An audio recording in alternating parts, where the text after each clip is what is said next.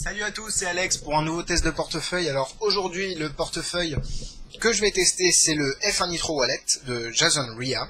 Et le dernier test portait sur le Small Plus Wallet de Jol. J-O-L. Je vais le laisser là parce que on va en avoir besoin plus tard. D'ailleurs, on va en avoir besoin tout de suite pour admirer les packaging. Donc le packaging du Jol est très simple. Un sac zippé avec des instructions écrites et un DVD avec des photos. Donc c'est pas mal. Et là on arrive avec une jolie boîte, franchement pas mal. Et je sais ce que vous allez dire, on achète la routine, le tour, le portefeuille, le gimmick et pas la boîte. Mais c'est vrai que ça fait toujours plaisir de recevoir un tour bien emballé. Voilà, pour l'appréciation sur le packaging. Mais c'est vraiment pas grand chose. Ici, une jolie boîte, donc vous pouvez voir que moi c'est coché red. Vous allez comprendre pourquoi après. On ouvre la boîte, qu'est-ce qu'il y a dedans? Un DVD, F1 Nitro Wallet, et évidemment le portefeuille. Alors, il n'y a rien d'autre dans la boîte. Normalement, il y a deux autres gimmicks qui vont de pair pour la carte au portefeuille, mais par respect pour les créateurs et pour pas dévoiler la méthode, je ne les montrerai pas à la caméra. Donc voilà, il y a deux gimmicks fournis avec. Le DVD est très bien fait, donc c'est Alakazam qui produit ce DVD, ce tour, ce portefeuille, et donc c'est vraiment très bien expliqué. Vraiment l'essentiel est dans le DVD, il n'y a pas de petits effets spéciaux de viens, on met de la 3D, je sais pas, il va acheter la carte, elle va arriver dans ton salon. C'est vraiment très, pas simpliste parce que c'est vraiment bien fait, mais c'est l'essentiel quoi.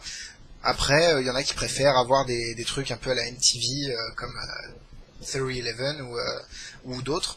Mais moi, le DVD apprend ce qu'il a à apprendre. Enfin, je sais pas comment on dit, voilà, j'ai un trou. Il nous apprend ce qu'il faut apprendre, tout simplement. Donc Peter Nardi qui... parce que Peter, c'est... Bon, faut aller, on coupera ça au montage. Peter Nardi qui explique vraiment bien. Et donc un DVD de 2 heures. Et donc il y a toutes les routines du F1 Wallet, car l'ancien portefeuille s'appelait le F1 Wallet, et depuis ils ont ajouté Nitro, donc Nitro qui signifie qu'il y a plus de features, de possibilités avec ce portefeuille, il y a quelques petits ajouts. Donc voilà, pour le DVD c'est fait, et ici on a le portefeuille. Donc le portefeuille, j'ai oublié de mentionner quelque chose, c'est que pour réaliser la carte au portefeuille qui va très vite, donc quand je dis très vite c'est en moins de 2 secondes, 3 secondes max, il faut ajouter un gimmick dans votre jeu. Donc le gimmick évidemment normalement si j'enlève les petites cartes d'avertissement, voilà, le gimmick se voit pas. C'est mieux pour un gimmick. Il est vraiment discret dans le jeu, il permet donc de faire la carte au portefeuille qui va la principale utilité du portefeuille qui est de charger une carte très rapidement. Après, pour ce qui est de ajouter un gimmick dans le jeu pour réaliser un effet, est-ce que oui, est-ce que non? Personnellement, moi je pense qu'il y a moyen de garder le gimmick dans le portefeuille ou avec le portefeuille et de l'ajouter au jeu quand on veut. Donc je pense que c'est pas un problème pour moi. Le problème qui pourrait peut-être se poser, c'est que le gimmick évidemment est une carte gimmick, hein, je pense que j'en dis pas trop en disant ça, et donc il faut le même dos quoi. Le gimmick peut se refaire, peut se refabriquer, si on veut se le faire en plusieurs dos. Donc moi je l'ai reçu en rouge, ce qui était écrit sur la boîte. Après on peut le fabriquer en n'importe quel dos. Moi je l'ai eu en bicycle rouge, et puis après ceux qui veulent le faire en bicycle bleu, en gris, en vert, enfin en tous les jeux de cartes, en Talio, ce qu'ils veulent, ils peuvent se le refaire. C'est pas un problème. On a parlé du gimmick dans le jeu. Il y a un gimmick à ajouter au portefeuille aussi pour réaliser cet effet qui va de pair avec le gimmick du jeu. Et on va passer au portefeuille un petit peu une vue du portefeuille. Donc là, vous voyez que j'ai ajouté mes petites cartes. Ici, j'ai toujours une petite carte qui reste. Donc niveau emplacement, je vais retirer ça. Hop. Niveau emplacement, c'est quand même pas mal fourni. Alors je vais retirer mes petites cartes. Ici on a 1, 2, 3 encoches pour les cartes de crédit. Alors attention, parce que si on le met la carte de crédit, il vit ici d'un cinéma très connu, donc je ne ferai pas la pub, la carte va dépasser, et donc si une carte vient se mettre ici, on ne la verra pas derrière la carte du devant, et ainsi de suite pour celle derrière. Celle-là va dépasser légèrement, vraiment au-dessus du portefeuille. C'est pas vraiment un problème, mais bon, ça pourrait gêner certains, donc c'est pour ça que je le mentionne. Ici, pareil, on a 1, 2, 3 ouvertures pour des cartes de visite, cartes de crédit, etc. L'endroit pour mettre les sous, hop, c'est ici. On est obligé de plier ces billets, oui, pour les insérer dedans, car la partie ici du portefeuille de l'autre côté est fermée. Et pour réaliser une des routines de la carte au portefeuille. Et donc voilà. L'argent, je sais que dans un de ces DVD, enfin dans le DVD, Peter Nardi laisse toujours un billet comme ça. Je sais pas si, personnellement, ça me gêne pas, et je trouve que ça fait plutôt joli, et ça donne une motivation aussi au spectateur qui voit le billet quand on ouvre le portefeuille. Donc c'est vrai que ça le détourne un peu du jeu, et ça l'attire sur l'argent. Donc 5 €, c'est pas beaucoup, hein, mais bon, je suis étudiant, donc on va pas mettre des grosses liasses. Moi, ça me suffit, c'est juste pour attirer le spectateur à ce niveau-là, et pas quand on réalise la petite technique. On a une zipette de très bonne qualité, et on a un compartiment secret aussi, que je ne vais pas montrer pour pas dévoiler, hein. Je sais que ça ne se fait pas, et ça ne s'est jamais fait, donc je ne vais pas dévoiler les secrets du portefeuille, mais il y a des ajouts sur ce Nitro, sur ce F1 Nitro, qui sont dans le Stealth Assassin. Donc le Stealth Assassin, qui est un portefeuille vraiment de mentaliste, là il y a eu des ajouts comme il y a un pic qui est très très très bon. Personnellement, je le trouve très très très bon. Bon, faut trouver une motivation aussi pour réouvrir le portefeuille, car il est interne, le pic. Mais la motivation est toute naturelle quand on a trouvé sa routine, et je pense que c'est pas un problème. Le pic peut être aussi extérieur, mais ça c'est, on va dire que ce serait le SUC, donc le SUC Principle, je sais pas comment on dit en français, principe. Donc le SUC de je ne sais plus qui, excusez-moi, je perds mes sources, mais donc voilà, on peut l'utiliser en tant que tel, en tant que SUC, même si c'est pas fait pour être un SUC. Voilà. Il y a aussi un index. Donc imaginez une routine par exemple dans le DVD où Peter a un post-it ici, enfin un petit bout de papier. Évidemment, il demande de choisir par exemple, je ne sais pas, un signe USP. On sort le petit bout de papier, boum, c'est le signe qui a été demandé par le spectateur. Donc voilà, là c'est pas mal. L'index peut servir à beaucoup de gens. Je sais que moi je m'en servirais peut-être pas, je sais pas encore. Il y a un Out to Lunch, c'est aussi pour ces additions que je l'ai acheté. L'Out to Lunch se réalise ici, sur cette partie-là, et vraiment est pas mauvais. Donc c'est pas c'est le principe, hein, Out to Lunch avec des cartes de visite, un dessin en haut, une signature en bas, boum, ça apparaît. Enfin, il y a vraiment beaucoup de routines à faire avec. Mais voilà, donc ça c'est l'Out to Lunch. Niveau compartiment, on a un compartiment en dessous, là où j'ai mis mon billet. Donc ici, il y a ma carte d'identité, voilà. Donc il y a de la place pour mettre sa carte d'identité. Ici, il y a un endroit aussi, des cartes de crédit. Ici, il y a une poche. Moi, je garde toujours une carte à l'intérieur au cas où j'en ai besoin. On va essayer de la rentrer. Donc ici, évidemment, il y a la pochette zippée pour la carte au portefeuille. Donc la carte au portefeuille qui peut se faire sans empalmage, donc avec le gimmick à ajouter dans le jeu, et qui va très très vite. Je sais pas si vous avez vu la vidéo de démo, mais ça va très très vite. Et avec empalmage, donc les deux sont possibles. Empalmage, c'est classique. Hein. Tiens, on va faire des comparaisons.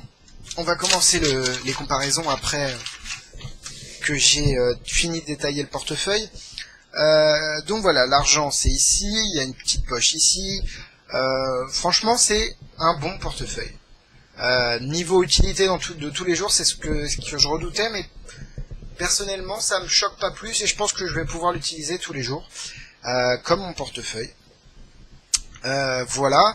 Sinon, oui, je dis beaucoup quand je ne sais pas quoi dire. Excusez-moi, vous pouvez couper les on va essayer de les couper au montage. Il y a personne qui va les couper, mais c'est pas grave.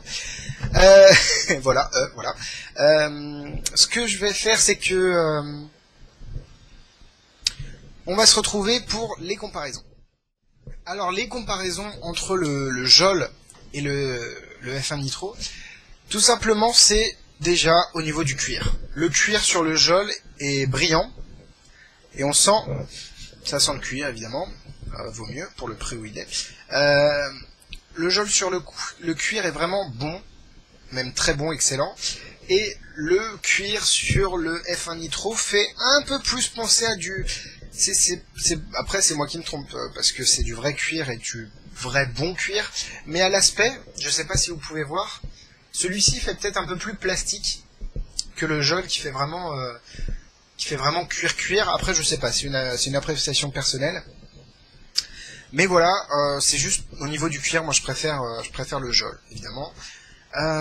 Au niveau de l'utilisabilité, bon, l'utilisation de tous les jours, oui, parce que je perds mes mots. Il y a quelques poches quand même pour mettre ses billets en long sur le Jol. Si je le monte pas, ça va pas le faire. Quelques poches pour le mettre en long. Il y a une poche ici pour faire une révélation. C'est vrai qu'il y a beaucoup de compartiments. Et sur le F1 Nitro, c'est vrai qu'on retrouve pas vraiment de pouvoir mettre les billets en long. Faut les plier. Il n'y a pas cette fenêtre en plastique. Bon, écoutez, pareil, les cartes de crédit, comme je le disais, s'insèrent plutôt pas... C'est petit, quoi, on peut pas aller jusqu'au bout. Je sais pas si les Américains ont des cartes de crédit plus petites, mais voilà, quoi, ça cache certaines, voilà. Ici, c'est pareil, celle-ci, si vous allez la mettre là, elle va cacher les autres. Donc après à vous de voir si c'est esthétique ou pas. Bon, après c'est un portefeuille, le but c'est qu'il garde les cartes, c'est pas qu'il fasse joli. Les comparaisons, la carte au portefeuille avec le Jol est très simple, et très rapide, très joli. Il n'y a pas besoin de guide, alors que dans le F1 Nitro il y a besoin d'un guide. Donc c'est vrai que ça c'est peut-être pas un super point sur le F1 Nitro avec empalmage, mais évidemment le F1 Nitro est très bon quand même avec empalmage. Le guide, ben, c'est vrai que c'est quand même un plus à amener avec ça, alors que là il n'y a pas de guide, c'est vraiment très naturel, très simple, ça glisse comme je l'avais dit dans l'autre vidéo, comme quand papa et maman font un bébé. Donc après avec le F1 Nitro c'est un peu plus compliqué, mais l'avantage majeur du F1 Nitro c'est quand même sa taille. Par rapport au Jol qui est assez grand et assez compliqué d'emmener dans sa poche de jean par exemple, ou sa poche, oui, ses poches de jean. C'est plus pour une veste, c'est plus pour quelqu'un d'élégant. Je vais pas me qualifier de non élégant, mais c'est vrai que à mon âge, avoir un portefeuille comme ça, c'est vrai que ça fait un peu bizarre. C'est plus, je serais plus du style à avoir un portefeuille comme ça, avec des sous, etc. Enfin, avec des sous, voilà, je préfère cette taille. Je sais même pas, je sais pas pourquoi. Je préfère cette taille, plus pratique à transporter. Mais bon, après c'est vrai que le Jol est assez grand dans une poche de veste pour arriver juste en haut de la poche. Donc pour la carte à l'empalmage, c'est très très simple. Le F1 Nitro est un peu plus petit, donc faut aller chercher dans la poche pour la mettre. Bon voilà, après c'est pour l'empalmage, je préconiserais celui-ci pardon. Et pour la carte au portefeuille sans empalmage, très rapide, très simple. Évidemment le F1 Nitro gagne. Enfin c'est impressionnant quoi. Ça va très vite, c'est très joli.